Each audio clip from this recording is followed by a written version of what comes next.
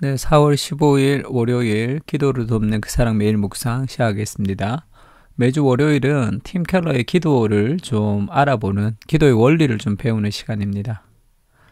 오늘은 기도의 시금석이라는 파트에서 첫 번째 기도는 의무이자 훈련이다. 우리가 J.I. 패커의 책 중에 기도에 대한 책이 있는데 J.I. 패커가 기도를 의무를 지나 기쁨에 이르는 길 이렇게 이제 그 표현을 한 적이 있습니다. 그러니까 true duty to delight라고 표현을 했는데 기도는 의무이자 훈련이다. 비슷한 말이죠. 그러니까 기도를 배우는 것은 수영을 배우고 자전거 배우는 거랑 마찬가지죠. 기도는 기도하면서 배우는 거예요. 기도를 뭐 책으로 배울 수 있습니까? 원리를 배우는 거지만 그거를 안다고 기도할 수 있는 게 아니라 몸으로 기도를 배워야 되는 거죠. 저 예전에 수영을 비입수 지도로 수영을 한번 배운 적이 있는데 한 달 배웠는데 하나도 못했죠. 물에 들어와서 물 안에서 이제 같이 좀 이렇게 시범도 보고 실습도 하고 다리도 잡아주고 그래야 되는 거죠. 기도는 의무이자 훈련이다라는 거 알아야 됩니다. 기도하지 않으면 기도를 배울 수가 없습니다. 기도는 좋든 싫든 적어도 하루에 한 번은 규칙적으로 꾸준히 작심하고 끈덕지게 드려야 됩니다. 작심하고 끈덕지게 드려야 돼요. 그래서 제자훈련 할 때도 하루에 30분 이상 기도하기라는 숙제를 주는데 숙제를 하기 위해서라도 하루 30분을 기도하는 습관을 좀 들여야 됩니다. 내가 기도를 하루에 30분도 못해요. 그래서 좀 기도하면 한 15분, 10분 정도 하고 내가 이제 기도가 다 된 것 같이 그렇게 기도를 하는 사람은 오래 해도 기도가 잘 늘지 않아요. 좀 긴 시간 기도가 좀 필요합니다. 하루 30분 이상 기도하면 좋죠. 매일매일 그렇게 기도하는 게 좋고 공휴일 같을 때는 조금 더 길게 하면 좋겠죠. 토요일 같을 때. 기도하지 않는 것은 죄죠. 그렇다면 기도하고 싶어하지 않는 심리는 죄의 이면에 감추어진 또 다른 죄. 기도하지 않는 게 죄라면 기도를 하고 싶어하지 않는 마음이 더 깊은 마음 속의 죄죠. 그것을 극복하는 것은 내가 하고 싶을 때 하고 하고 싶지 않을 때 하지 않는 게 아니라 그냥 기도하는 거예요. 설령 아무것도 얻지 못한다 해도 기도를 멈춰서는 안 된다. 기도는 의무이자 훈련이라는 것을 좀 알아야 됩니다. 그러니까 이것도 들으면서 매일 15분씩 계속 기도하세요. 룸메이트가 하루 종일 한마디도 안 한다고 생각해보자. 무례한 행동일 것이다. 그렇겠죠. 우리의 숨 쉬는 것까지 책임져 주시는 창조주여, 삶을 유지시켜 주시는 주인이시고 죄에서 건져주신 구세주와 대화하기를 거부하는 행동에는 무례라는 말도 아깝다. 그러니까 너무 무례하다는 거죠. 하나님이 계시고 하나님 그를 힘입어 우리가 기동하며 우리가 생명을 유지하는 하나님 안에서 우리가 살아가고 있는데 우리가 그 하나님께 기도하지 않는다는 것은 참 무례한 행동에 가까운 거죠.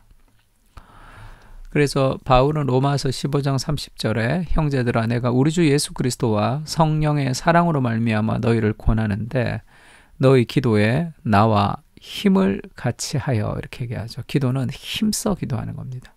힘을 같이 하여 나를 위하여 하나님께 기도하자. 기도해 달라 이렇게 얘기할 때 기도는 힘써서 기도하는 것, 애써서 기도하는 것, 노력을 해야 된다는 것을 알아야 돼요. 인간은 근본 기도하기를 좋아하지 않는 존재라는 것을 좀 알아야 되죠. 스스로 힘으로 뭔가를 해결하고 싶어하는 존재입니다. 그래서 기도는 언제나 고된 노동이며 종종 고통스럽기까지 하죠. 더러 기도하기 위해 한바탕 씨름을 벌여야 하는 경우도 있습니다. 하나님이 기도의 시간에 평안과 기쁨을 주시기도 하시지만 참고 씨름하는 기도의 수준을 벗어났노라 장담할 수 있는 사람은 아무도 없다. 기도는 늘 힘든 거죠. 기도 가운데 하나님의 은혜와 하나님의 사랑과 하나님의 마음을 느끼고 또 기도하고 싶은 충동이 막 일어나는 경우도 많죠. 그러나 그 단계까지 가는 것은 참 어렵고 그 단계에 가더라도 그것이 늘 그런 것도 아니에요. 늘 자신을 쳐서 복종하는 그런 마음도 좀 필요합니다. 그러면서 그림을 좋아하는 사람 얘기를 하죠. 라파엘의 작품을 좋아하는 어떤 애호가가 있는데 이 사람은 늘 그 박물관에 가서 그 그림을 계속 본다는 거예요. 봤던 그림 왜 그렇게 계속 볼까요? 볼 때마다 그 위대한 걸작품에는 새로운 기쁨과 아름다움을 찾을 수 있다. 그래서 그림 좋아하는 사람은 자기 좋아하는 그림을 계속 보죠. 계속 보면 그 안에서 내가 볼 수 없었던 새로운 것들이 자꾸 드러납니다. 인간이 그린 걸작이라는 그림도 그러한데 정말로 전인격적이신 하나님을 우리가 기도하면서 생생하게 하나님을 누리고 맛보면 정말로 또 깊은 은혜가 있지 않겠습니까? 그러니까 그런 마음을 가지고 우리가 그 하나님이라는 작품을 더 많이, 더 오래, 더 깊이 감상할 필요가 있습니다.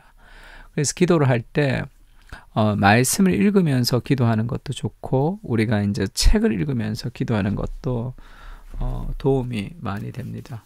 지금 이것도 책이죠. 팀켈러의 책입니다.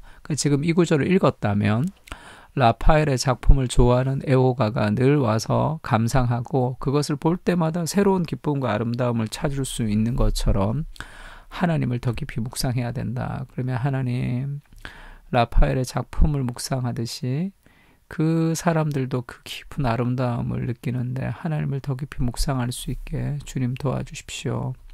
내 안에 하나님을 더 사랑하며 하나님께 은혜를 받을 수 있게 해주십시오.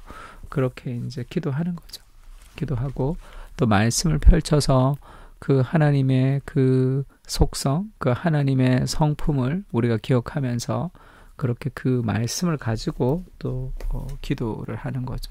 설교했듯이 그 창조주 하나님에 대해서 우리가 설교를 들었다면 그 창조주 하나님에 대해서 우리가 이제 기도하는 거죠. 나를 구속하신 하나님, 나를 창조하신 하나님, 너는 내 것이라 그렇게 말씀하시는 하나님, 그 하나님을 우리가 묵상하면서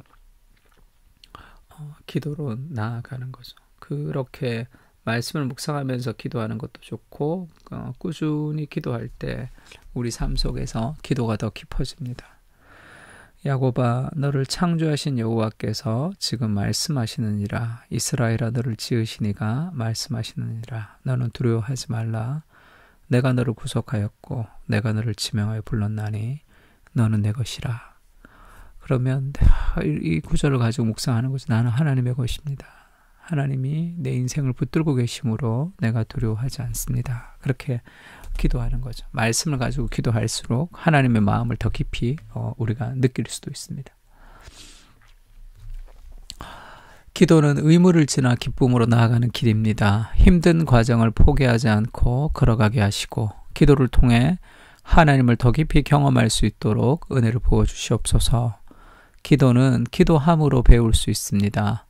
날마다 무릎을 꿇게 하시고 내 삶의 감정과 형편과 환경에 상관없이 하나님을 사랑할 수 있게 하시고 날마다 기도하며 살아갈 수 있도록 은혜를 부어 주시옵소서. 아멘. 기도는 의무이자 훈련입니다. 매일 하나님 앞에 우리가 마음을 드리고 기도할 수 있도록 삶을 결단하면서 기도했으면 좋겠습니다. 다 같이 기도하겠습니다.